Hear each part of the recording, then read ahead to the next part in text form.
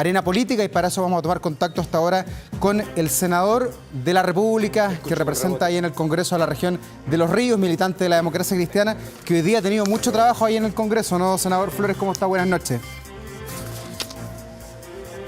Hola, Ever, ¿cómo está? Bueno, aquí estamos pegados en la oficina todavía, pero con mucho gusto hablando con usted. Encantado. Sí. ¿Terminaron de votar ustedes en el Senado ya lo que tiene que ver con el paquete de las medidas paliativas o no?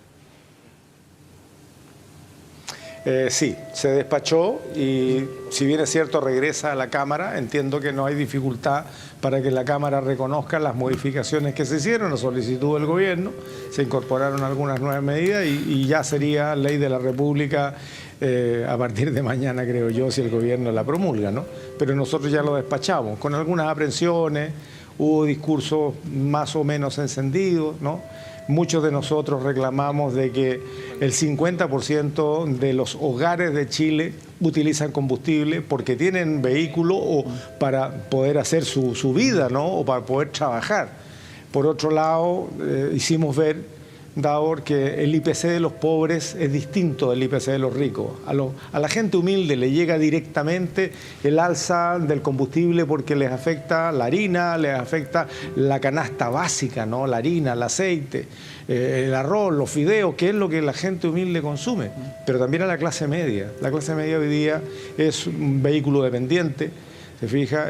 Y por lo tanto, mira, aquí hay un traspaso directo de la responsabilidad del Estado a la ciudadanía para que se la arregle como pueda, porque los anuncios, si bien es cierto, hay una extensión de parte de los 100.000 pesos para los taxis y después los colectivos, hoy día hay un compromiso de agregar a los buses de transporte escolar. Pero nos quedamos colgando con las regiones, porque la ley espejo no es ninguna novedad. O sea, hay una inyección de recursos para poder subsidiar el transporte público en la región metropolitana y se dice que por la ley espejo las regiones podrían tener exactamente el mismo subsidio y que lo van a administrar los gobernadores. Pero si la ley espejo existe, es más o menos el 25% del FNDR, que son los fondos regionales que los gobiernos regionales están utilizando para reemplazar lo que es responsabilidad del gobierno, y no solamente en este gobierno, en el anterior y en el anterior. O sea, están contratando profesionales para poder resolver la lista de espera en salud, están comprando equipamiento en salud, están resolviendo cuestiones de la agricultura, en fin, van reemplazando al gobierno por sus escasos presupuestos en las regiones. De tal manera que la ley de espejo no es ninguna novedad, es la misma plata y hay un trato claramente discriminatorio para 15 regiones del país versus la región metropolitana, que dicho sea de paso, en la distribución gana 2 veces, ¿no? Así Senador, que no es un espejo, ¿no? Sí. Es un espejo con mucha distorsión. Bueno, quedan un par de minutos nomás para que cambien las paletas en todas las regiones del país, se concrete ya esta alza de los combustibles. ¿Había alguna opción de hacer algo distinto? Vemos que esto es una coyuntura mundial, que todos los países están enfrentando las alzas. ¿Fue un acto de sinceridad política lo que hizo el gobierno de José Antonio Kast, hipotecando su popularidad, o usted cree que se podría haber hecho algo más? No, yo creo que se podría haber hecho algo más. O sea, mire, si ya hemos tenido crisis peores y las hemos tenido en condiciones peores, cuando ocurre lo de Katrina, cuando veníamos saliendo de pandemia, cuando teníamos una condición de inflación distinta y mucho peor que la de ahora, el Estado hizo un esfuerzo.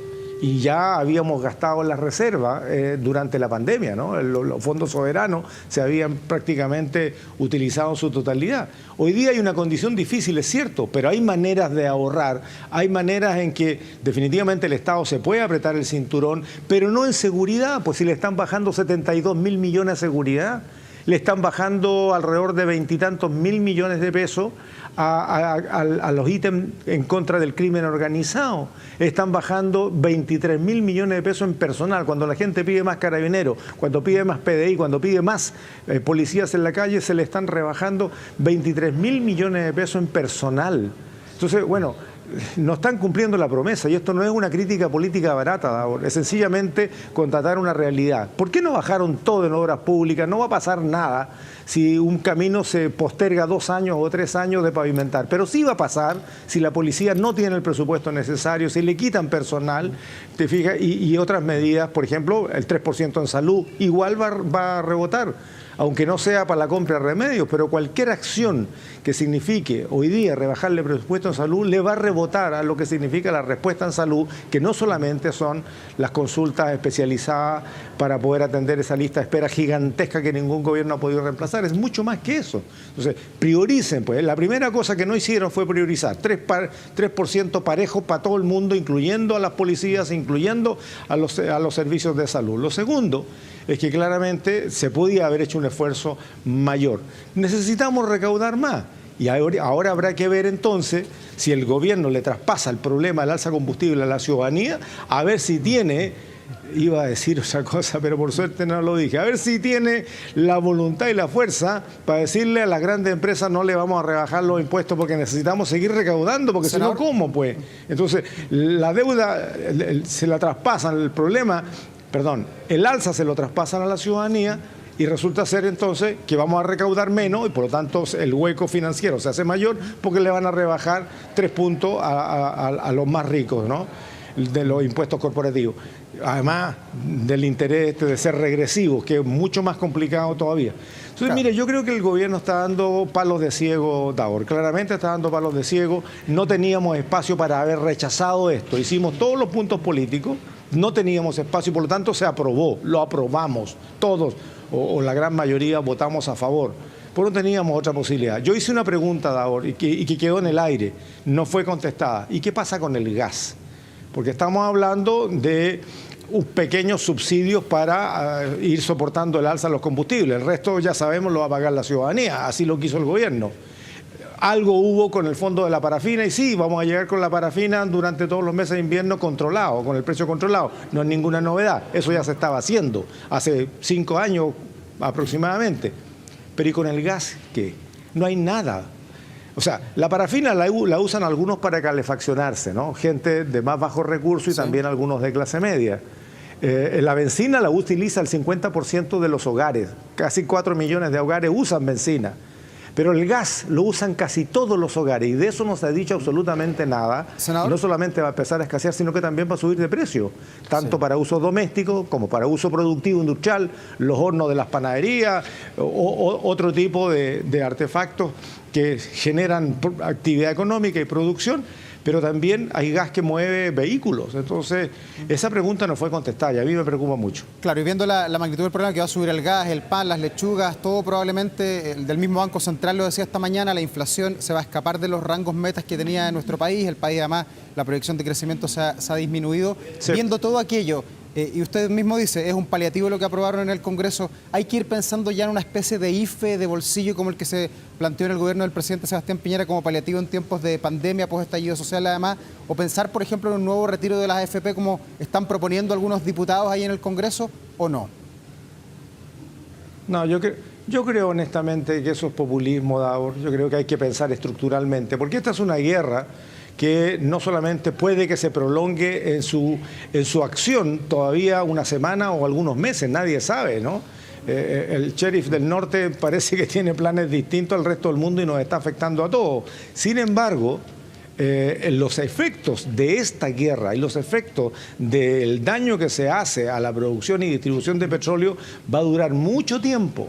Y en ese contexto entonces Chile tiene que prepararse. O sea, vamos viendo cómo disminuimos la evasión y la elusión. No hay que modificar los impuestos, no hay que aumentárselo a la gente humilde y a la clase media y rebajárselo a los ricos. Lo que hay que hacer es que todo el mundo que trabaja paguemos los impuestos, que es lo que corresponde hacer, ¿no? Eso por un lado. Lo segundo es que haya racionalización del gasto. Entonces, cuando a las regiones le están diciendo de su presupuesto, usted tiene que hacer cargo de pagar el alza al combustible si es que quiere, porque es voluntario, y ahí verán los gobernadores cómo se lo arreglan, resulta que los asesores del gobierno les quedó chico el sueldo. Ya no hay un tope de 5 millones y tanto, sino que ahora parece que el tope es 9 y tanto o 10. Entonces, no se entiende, la verdad es que no hay coherencia en el gobierno. Y yo quiero ser amistoso todavía, ¿no? Se lo estoy diciendo con tranquilidad. Si van realmente a propiciar un escenario de apretón de cinturón, empiecen por casa, pero no autoricen subirle el techo del sueldo a los asesores de la moneda. Eso no se entiende, ¿no? Así que mire, yo creo que vamos a tener que sentarnos a conversar con el gobierno, oficialismo y oposición, para ver cómo hacemos de sacar entre todos este Chile para adelante. pero sin exclusión y tampoco sin tratar de poner la pata encima, porque eventualmente hay transitorias mayorías, ¿no? Yo creo que el gobierno tiene que sentarse, tranquilizarse, porque han cometido demasiados errores, han hecho demasiadas tonterías en solo 11 días, ¿no? Así que bueno, estamos todos disponibles para ayudar en todo caso, Davor, independientemente de las leceras que se han hecho. Senador, le agradezco la gentileza de conversar con nosotros. No sé si tiene tiempo para esperarnos un segundo, porque en todo el Congreso vamos a continuar la conversación con el senador de la Democracia Cristiana, Iván Flores, con el que estábamos conversando obviamente sobre lo que ha sido esta jornada de mucho trabajo ahí en el Congreso.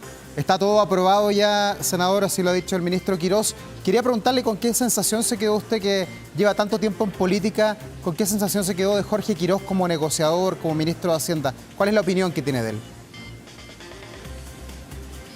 Bueno, a ver, alguien de su propia fila dijo, bueno, no será muy simpático, pero es el ministro con que nos tocó negociar. Mire, yo creo que traían una idea y esa idea prácticamente quedó intacta.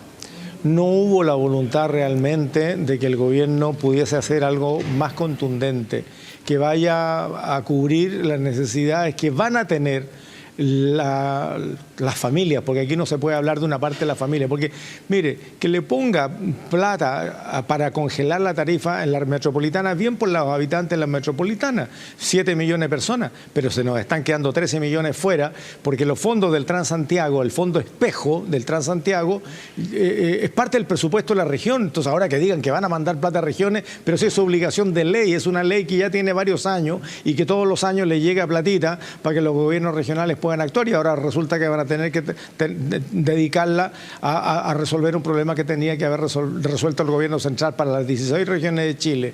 Bueno, que financien a los colectivos, a los taxis básicos, a los transportes escolares, sí, está muy bien.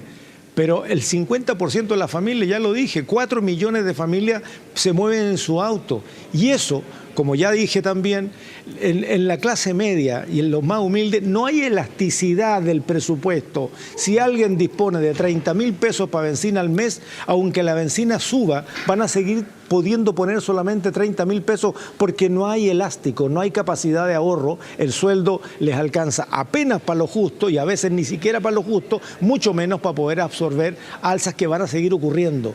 Y esas alzas no repercuten solamente como hoy día en la benzina. Recordemos que por la naturaleza de Chile, por las características, todo se mueve por ruedas, por lo tanto, todo lo que consumimos, absolutamente todos, los materiales de construcción, la canasta básica de comida, los servicios, el turismo, se va a ir a las pailas definitivamente, y hay muchas ciudades que viven del turismo y que no van a recibir turistas porque ¿cómo se mueven? El transporte público interurbano igual va a subir, los gobiernos regionales no van a poder subsidiar esto, pero lo más preocupante de todo es el IPC.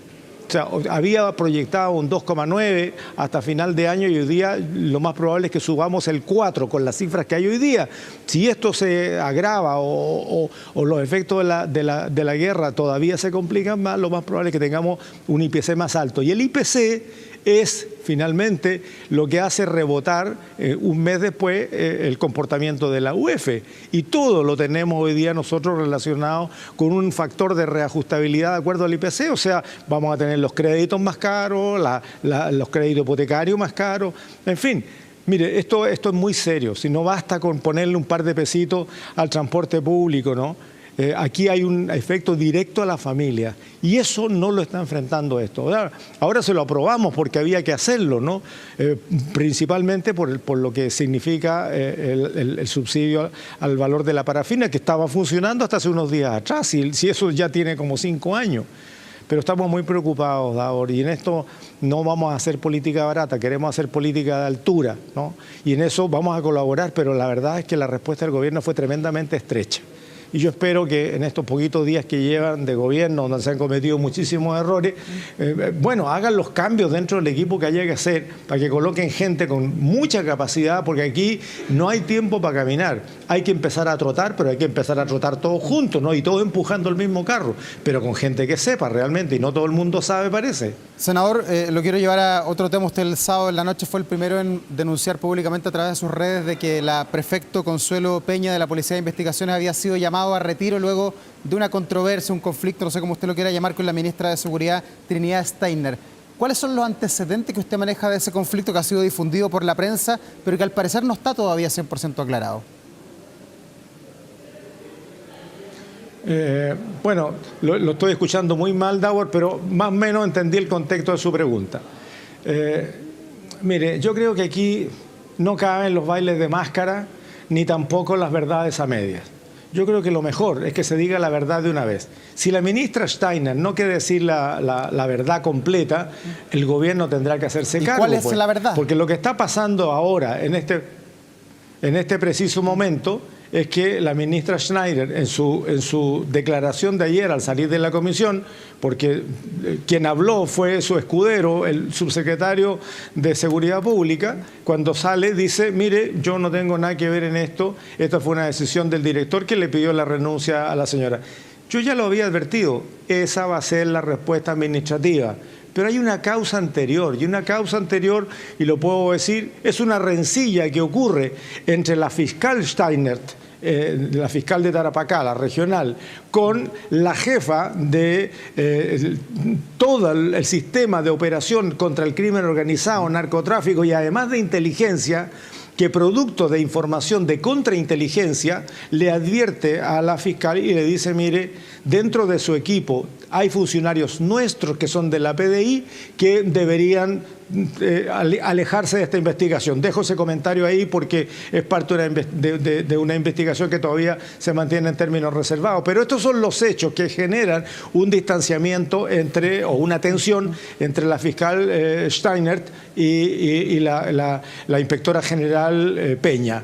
De ahí para adelante se cometen varios errores, porque y recuerdo perfectamente, porque yo presidí la comisión mixta para resolver las discrepancias entre las dos cámaras para crear el Ministerio de Seguridad. Y allí, a raíz del caso Monsalve, se prohibió estrictamente que sean los subsecretarios del Ministerio de Seguridad, como el propio ministro o ministra de Seguridad, puedan intervenir en causas no resueltas y terminadas en materias de inteligencia. Y lo que hace la ministra Schneider, aparte de cometer una serie de errores, cita una ley que no existe, es la ley del lobby, habla del general director de la PDI y ese es el de Carabinero, en fin, una serie de errores que se cometen allí, pero son detalles. Finalmente pide información con el número de RUC, el número de causa, con nombre y apellido de las personas y por qué razones habrían sido trasladados. Eso no lo podía haber preguntado la ministra de Seguridad. Así que no venga con historia de que lo hizo en cumplimiento de sus funciones. No lo hizo, no tenía atribuciones. Bueno, y después de eso comienzan otras cuestiones que la verdad, Dauer, que ni siquiera vale la pena meterse porque es demasiado rasca, ¿no? Una serie de argumentaciones que en definitiva apuntaban directo a devolverle la decisión que había tomado la subdirectora Peña en desarmarle el equipo, ¿no? En una de las operaciones más delicadas que se estaban haciendo con el FBI, producto de extorsiones, de estafa que ocurrían en Estados Unidos y que estaban lavando dinero en la región de Tarapacá, particularmente en la SOFRI. Entonces, le desarma lo que tenía la fiscal Steiner, le colocan un equipo nuevo y finalmente termina una operación tremendamente exitosa y aplaudida por todos. Y cuando finalmente, ya asumida como ministra, y pide ella que despidan a la subdirectora Peña, la subdirectora Peña estaba en la región de Arica, Parinacota, justamente en otro operativo tremendamente delicado en el Cerro Chuño, que también es un sector conflictivo. Y la despidieron de inmediato. Entonces no vengan con historia diciendo que fue porque cumplió 30 años. No, no. Y lo peor de todo es que hoy día dejan al director de la PDI en una situación bastante complicada, porque si el director tiene que decir la verdad es que se va a tener que enfrentar al gobierno. Y eso no es bueno para la institución, más allá de las personas. Tampoco es bueno que el director, por responsabilidad de la jerarquía, de tener a la ministra encima, diga una cosa que no sea la verdad. O sea, mire, este caso está demasiado complicado. Surge por una tontería, ¿no? Y puede terminar perjudicando a una institución brillante que ha tenido una de las mejores gestiones desde el retorno a la democracia, ¿no? Hoy día la PDI no es la PDI de hace 20 o 30 años atrás, es completamente distinta. Es una institución moderna, potente y que le están descabezando a su alto mando. Y eso no lo podemos permitir. Por lo tanto, yo me he tomado la libertad de que en cuanto recibí antecedentes, que lo recibí por la prensa, ojo, he venido conversando con distintas personas y ellos dicen, pero ¿por qué llegamos a esto? O sea, ¿Por qué de una situación que es más bien personal de la ministra Steiner, con el equipo que tenía, y que se lo cambian por razones funcionarias, reacciona de esa manera y persigue a una persona que era de los mejores funcionarios que tenía la PDI en crimen organizado? Entonces, por Dios. Ya, y usted ha dicho en la tarde que esto le parece que es un escándalo, lo ha repetido los argumentos recién en esta entrevista, y que la ministra tiene que renunciar. ¿Por qué usted cree que ella tiene que salir en esto, que es el primer conflicto que enfrenta en su cartera? Porque es lo decente. Porque una ministra que incumple su propia norma, que prohíbe que ministro, subsecretario o cualquier funcionario del Ministerio de Seguridad intervenga buscando información de procesos que todavía no están cerrados y que tienen que ver con inteligencia policial, ahí ya incumplió una norma y eso es delicado. Segundo, porque la verdad es que de una cuestión que podía haberse resuelto de una manera muy simple, termina en la presión indebida para que saquen a una jefatura que era tremendamente delicada y gravitante, lo que significa el esfuerzo por intentar frenar al crimen organizado que está actuando casi sin contrapeso en Chile. Y tercero, porque finalmente faltó la verdad, pues. Porque cuando dice, mire, yo no he tenido que ver en esto, ese es un tema del director, le tira la pelota al director, que lo ha hecho estupendo, ha tenido una dirección que finalmente es aplaudida por todos los funcionarios.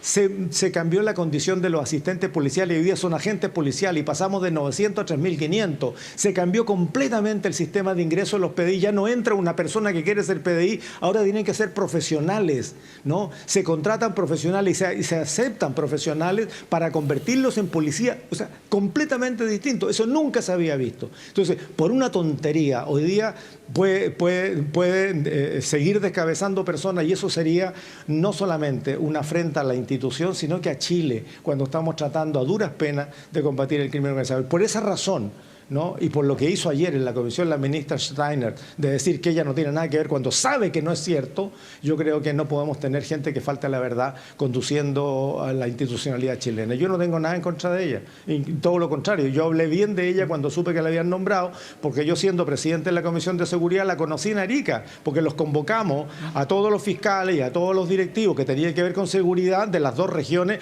por la preocupación que tenía, y me pareció que era una persona que como fiscal estaba actuando bien, pero hoy día la está embarrando. Yo también tengo que ser honesto conmigo mismo, ¿no? Y decir lo que pienso. Y eso es lo que pienso. Yo creo que deben haber mejores personas para conducir la cartera de seguridad.